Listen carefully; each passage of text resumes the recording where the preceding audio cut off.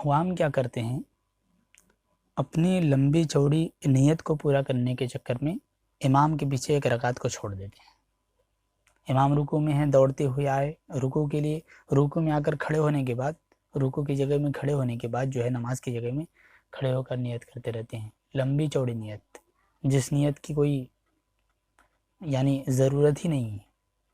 نیت کیا کرتے ہیں، 2 رکعت نماز پڑھتا ہوں، فجر کی فرض نماز، امام کے پیچھے، اور رخ میرا کعبہ شریف کی طرف، اللہ کے واسطے رخ میرا کعبہ شریف کی طرف، اللہ اکبر، یہ کہہ کے نیت باندھتے ہیں۔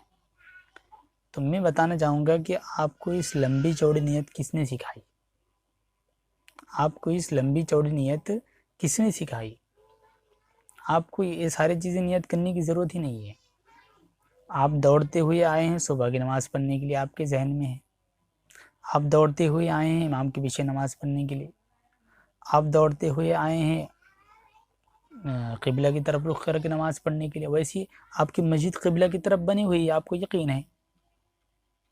آپ دوڑتے ہوئے نماز آپ پڑھنے کے لیے آئے ہیں اللہ کے لیے، تو پھر آپ کو نیت کرنے کی ضرورت کیا ہے؟ اگر آپ کے دل میں رضا الہی کے لیے نہیں ہے، اللہ کے واسطے نہیں ہے آپ کے دل میں، تو پھر آپ زبان سے 1000 مرتبہ ادا کریں، آپ کی نماز نہیں ہوگی، صحیح نہیں ہوگی، مقبول نہیں ہوگی، اس کا مطلب۔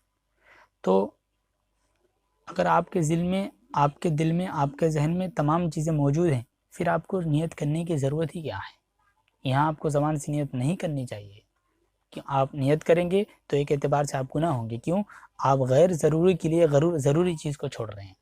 آپ آئیں، آپ کے ذہن میں تمام چیزیں موجود ہیں کہ میں اللہ کی نماز پڑھ رہا ہوں، استقبال قبلہ کی طرف جو ہے قبلہ کی طرف رخ کر کے نماز پڑھ رہا ہوں، واسطے اللہ کی نماز پڑھ رہا ہوں، اور فجر کی نماز ادا کر رہا ہوں، فرض نماز ادا کر رہا ہوں، تو آپ کو زبان سے ادا کرنے کی ضرورت ہی کیا ہے؟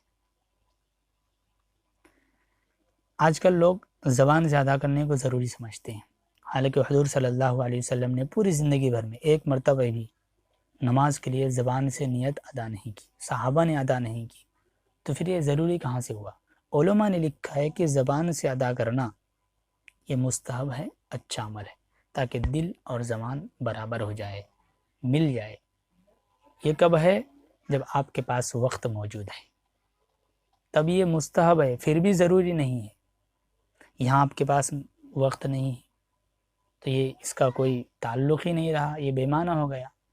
لیکن آپ بے معنی چیزوں کو استعمال کر کے معنی دار چیز کو بگاڑ رہے ہیں۔